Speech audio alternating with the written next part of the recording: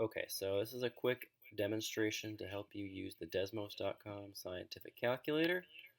Um, it's, in my opinion, one of the better calculators you can use, especially online. The main reason for it is that you can, well, this is the calculator you would get to use on SBAC. So it's just good to be familiar with it.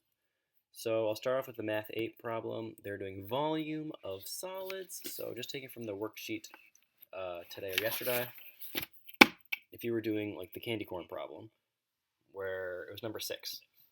So it was the volume of a cone. So if I wanted to calculate that, I could do, all right, 1/3 times, and I can use the keyboard, the asterisk button too, times pi times the radius of that candy corn was 0.5 centimeters.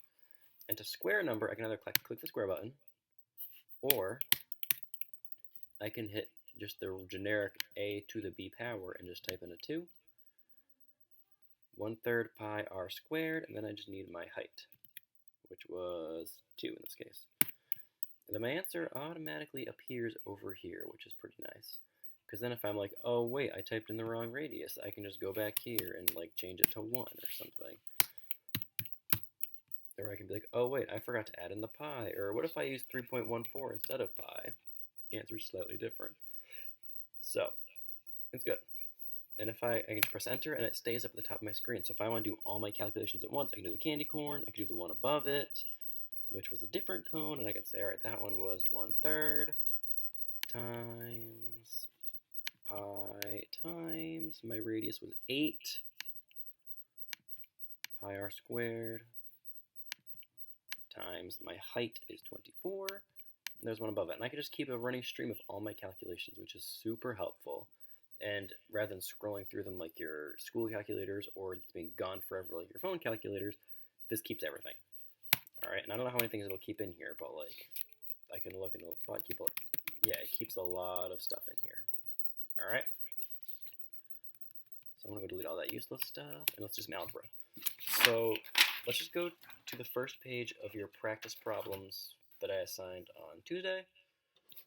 It was the Algebra 1 5.12 to 5.13 practice problems, just looking at number 12.2, where you had to match the functions to the graph. And to help you, it says figure out f of 1. So if my f of x was 50 times 2 to the x power, I mean, I can't do much of that, pretty much. Like, that's nice. But I have stored that function, and I can figure out f of 2 is 200. That's awesome. F of 1 is 100. It'll use the function that you have stored. So that's really cool. And if I didn't want to do that, I could just do, I could just do 50 times, and then 2 to the first power, and I get 100, which is pretty cool. That's quick. And then I can be like, oh wait, what if after 2 days, oh, it doubled. 3 days, doubled again. 4 days, doubled again. And I can just see how these patterns keep growing. And I can see, oh my goodness, 100 days is going to be out of control. Luckily, it's not going to happen that far. So yeah, I can do that.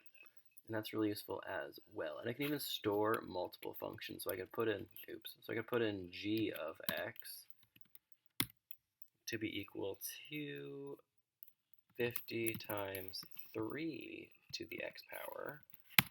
And then I can do g of 5.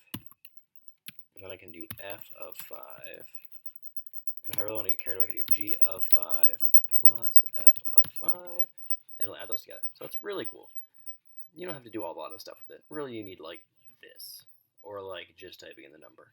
But it's really cool to see all the stuff that it can do. All right.